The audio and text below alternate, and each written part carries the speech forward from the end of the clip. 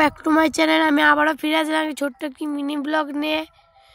I hope তোমরা সবাই ভালো আছো। আমি ভালো নেই কেন, আমার গলা শুনেই তোমরা বুঝতে পারছো আমার গলা পুরো বসে গেছে। তবুও চাষির ছেলে, আজ সকাল থেকে মাঠে এসেছি, পাওয়ানো হচ্ছে জল জমিতে,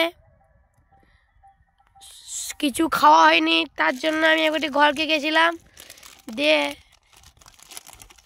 একটা কুরকুরি কিনে এনেছি, যেটা আমি আর আমার মায়ের ভাগ করে খাবো।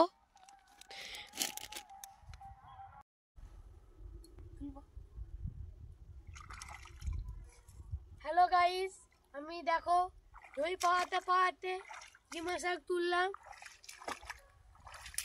বুঝতেই পারছো সকাল 8টার সময় এসছি, এখন দুপুর 2টা বাজছে, তবু এখনো মাঠে আছি আমরা। কখন বাড়ি যাবো, কখন যে স্নান খাওয়া করবো তার ঠিক নাই। তোমরা কে কে ডিমা শাক খেতে পছন্দ করো প্লিজ কমেন্ট করে জানাবে। আর আমি মিথ্যা কথা বলবো না যে আমি স্নান করেছি, নালা জলে আমি কোদাল দিয়ে উল্টে গেছিলাম, সেখানে আমি স্নান করেছি। টাটা। তোমাদেরকে তো দেখিয়েছিলাম যে সকাল 8টার সময় আমি এসেছিলাম, তারপর 10টার সময় একটা কুরকুরি কিনে নিয়ে এসে আমি খেয়েছিলাম, তখনই খাওয়াই। তারপর থেকে আমি 2টা বাজছে, এখন ঘর যাওয়া নেই, স্নান খাওয়া টাওয়া কিছু হয় না। এত কষ্ট করে জমি পাচ্ছি, তবু বাজারে আলুর কোনো দাম নাই, স্নান খাওয়া কিছু হয় না, তার জন্য প্রচণ্ড কষ্ট হচ্ছিল আমাকে। তার জন্যে আমি মিনিট জলে একটু মাথাটা ধুয়েছিলাম। এই যে আরেক যে জল এসছে, এরকমভাবে আমি আমার মাথায় একটু ধুয়েছিলাম, কেন এটা করে একটু মাথাটা একটু শান্তি পেয়েছি। এখন আমি জমি পাওয়াতে অনেকগুলো ডিমা শাক পেয়েছি, যেটা আমি কালকে ঘরে রান্না হবে এবং আমি খাবো। তোমাদের কাদের ডিমা শাক খেতে ভালো লাগে কমেন্ট করে। কি বললে?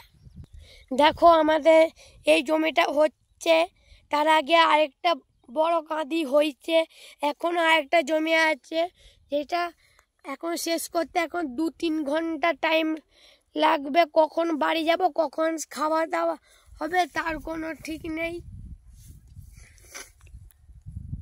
তাতেই তোমাদেরকে বলছি যে একটু আমার প্লিজ আমার একটা ছোট্ট একটি চ্যানেল আছে, যেখানে আমি শর্টস ভিডিও, ফানি ভিডিও ছাড়ি, সেখানে আমাকে লাইক কমেন্ট করো, যাতে আমি কিছু একটা করতে পারি।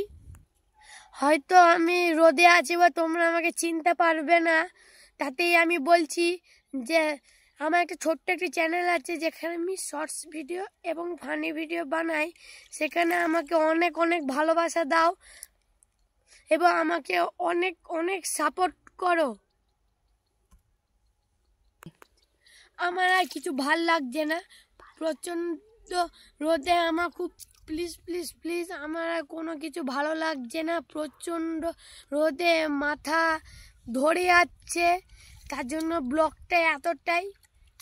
আর আজকের মতন ব্লগ এতটাই, ফিরে আসবো একটি ছোট্ট একটি মিনি ব্লগ নিয়ে।